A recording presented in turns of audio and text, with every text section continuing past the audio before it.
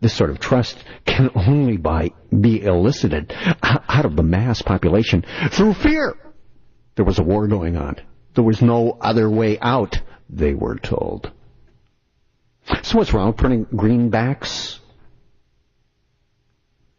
Money that's not based on anything? Two things. The Constitution forbids it.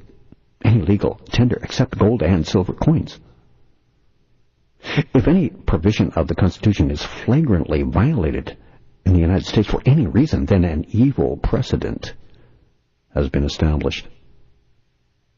Paper money is inflationary is the second reason. The economists all agree that the dumping of unbacked paper money into the marketplace causes all prices to rise. Okay? The printing of the greenbacks caused the bankers to burn with rage. Their plan had been to gouge America with high interest loans. Now their money was no longer needed. And a lot of people who've researched this subject, myself included, believe that John Wilkes Booth was an agent of the Illuminati, the bankers, controlled by the Illuminati, to assassinate Abraham Lincoln. During the Civil War, the bankers ranted and railed against Lincoln in the newspapers, emphasizing the greenbacks were unconstitutional and inflationary. What hypocrisy! Wait until you see what the bankers did when they finally got their power to print money. Well, you've already seen, haven't you? It's just $787 billion stimulus package signed by Barack Obama. Take into account inflation. The moment the last pen signed his last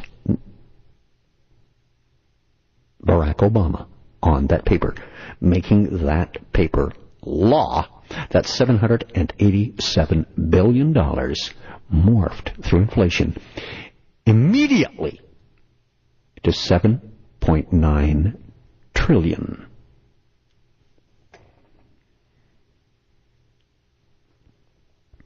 Already in a $60 trillion debt.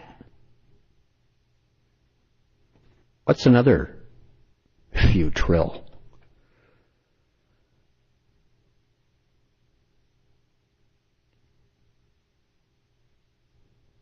Anyway, after the war, some or most of the greenbacks were retired. This means that people brought them back to the banks, and true to Lincoln's word, the banks exchanged them for real gold and silver coins. But apparently the greenbacks were not all destroyed. In 1878, a law was passed that brought them back out. In other words, the government, seeing an opportunity to expand the currency, seized the moment and did it. Think about what that means. These greenbacks, pieces of intrinsically worthless paper, were sitting there in dark vaults doing nothing. Then, by a highly questionable act of Congress, the greenbacks were then taken out of retirement, reissued as money. So without raising taxes, or doing any work at all, or mining any gold at all, the government gave itself millions of dollars worth of new money. What a deal! If you were a government employee, you could have suddenly found yourself being paid in greenbacks. You did real work, but the government paid you in paper, which it did not work for. There are many who would say that that wasn't right.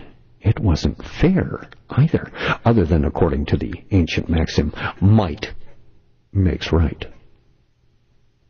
The greenback scam was generally accepted by the people of America with little protest, but not entirely without protest.